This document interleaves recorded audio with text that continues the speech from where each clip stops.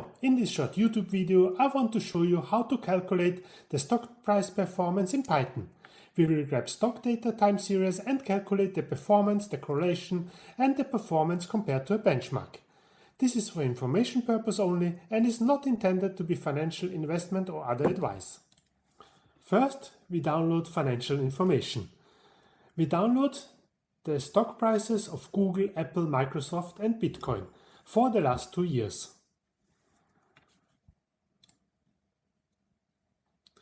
Here we see the performance, the adjusted close and the close price, but we also see some none. That means that on that day there were no stock prices. This is because Bitcoin is also trading on weekend, but not the stocks. So there are two possibilities to handle this. Whether we take the previous price, the price of the previous day, or remove this none. We will do the latest. So we remove the nones. This we do with drop NA and how is equal to any. That means that any row which contains none will be removed. We downloaded the stock prices again and now we don't see any missing data. In the next step we will use the adjusted close price. Why the adjusted close price? Because the close price is not adjusted for dividend payments. That means you have jumps in the close price because of the dividends. And this will artificially lower our stock price performance. So that's the reason why we took the adjusted close. And then we calculate the performance of our adjusted close price. This is not the fully right way. It's often shown, I know, but it's not the correct way to calculate a performance. This is a discrete performance.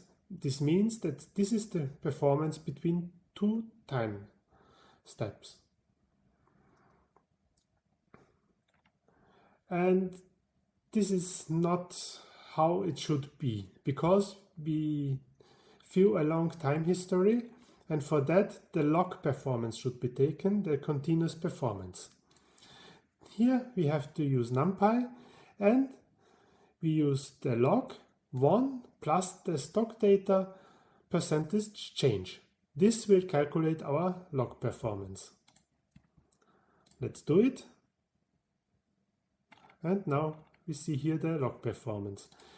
We see here nones again and we remove the NAs.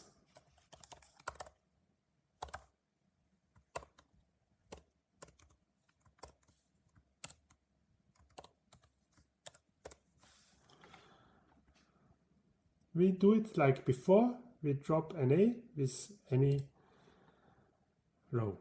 And now we see the clean, adjusted, continuous performance of the stocks. So let's check the daily performance of the stocks. We just calculate the mean and multiply with 100 to get the performance in percentage.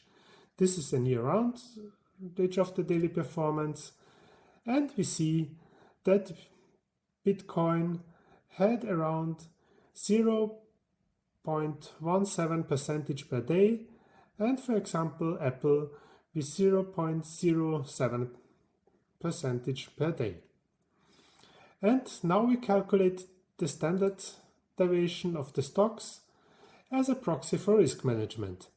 We can discuss what we will use as a proxy for risk measurement, but in this case we use the standard deviation, and here we see the standard deviation of our stocks. We see that Bitcoin was the most volatile stock and Apple the least volatile.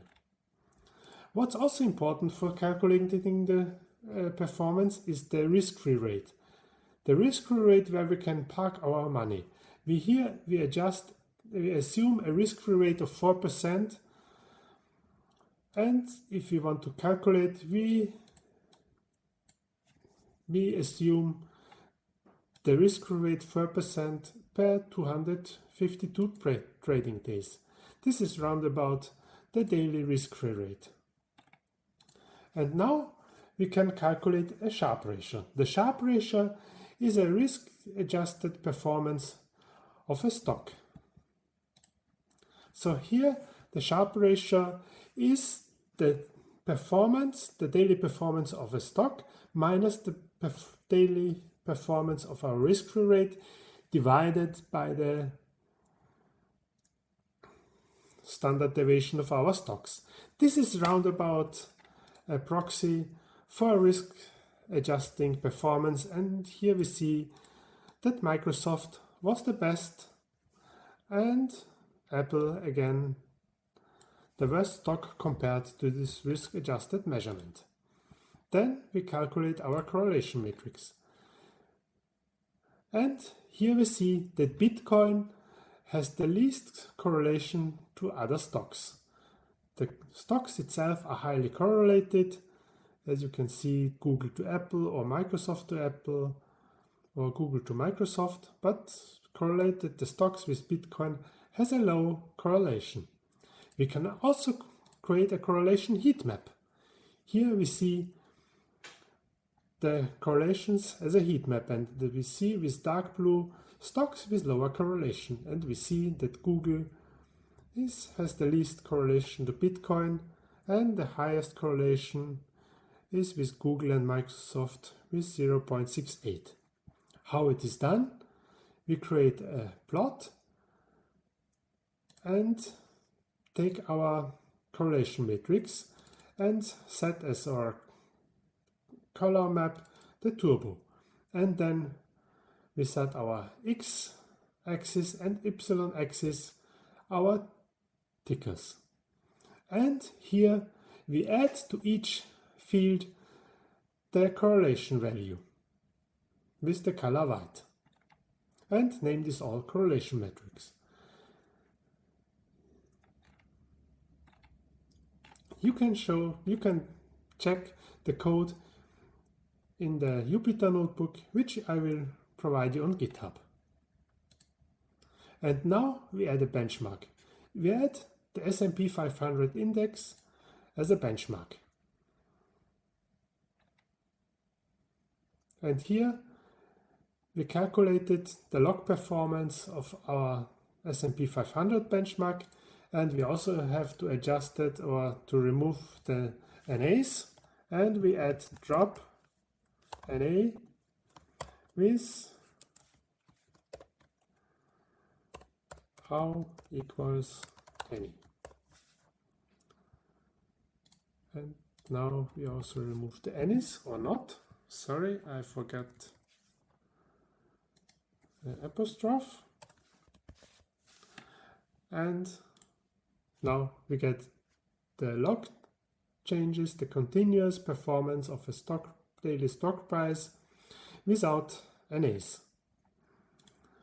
And now we compare the benchmark daily performance of our benchmark to our daily performance of our stocks. And we see that all stocks performed higher than the benchmark.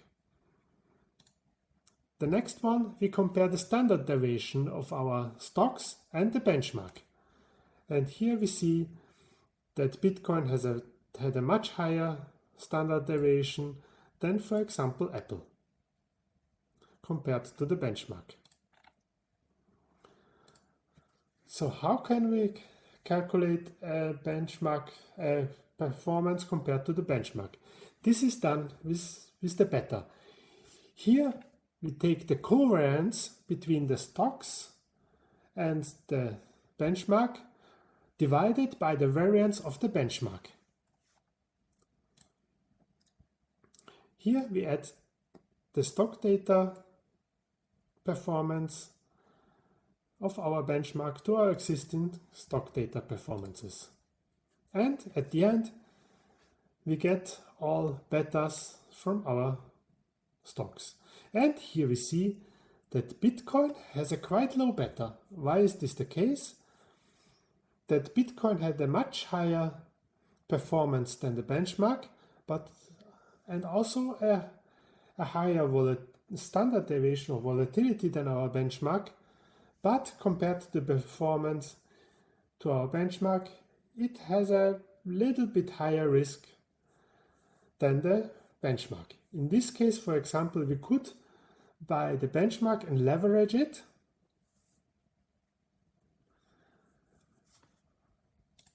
But we can also buy Bitcoin. And compared to that, Google had a much higher risk per performance compared to the benchmark. And now we calculate the outperformance, our alpha of our benchmark. Here we took our beta, which we calculated in the previous calculation, take our daily stock prices,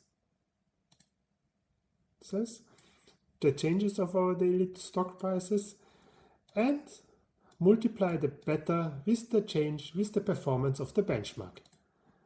And here we see that Apple slightly underperformed, it's the daily alpha, but all other stocks performed higher than outperformed our benchmark. And of course, when we compare our benchmark to our benchmark, it should be 0.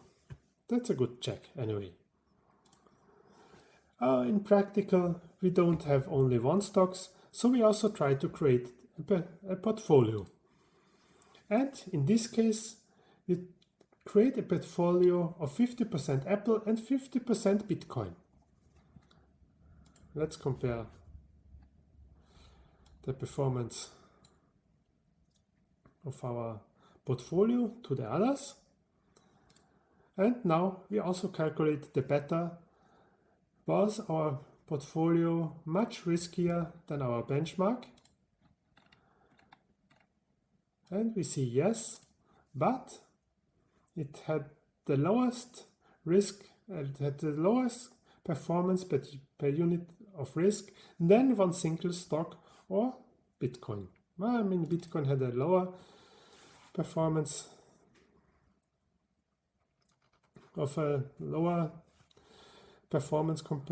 lower performance to per unit of risk. And now we calculate the alpha. Could we outperform the benchmark with our portfolio? In somehow yes, but of course it was lower than Bitcoin.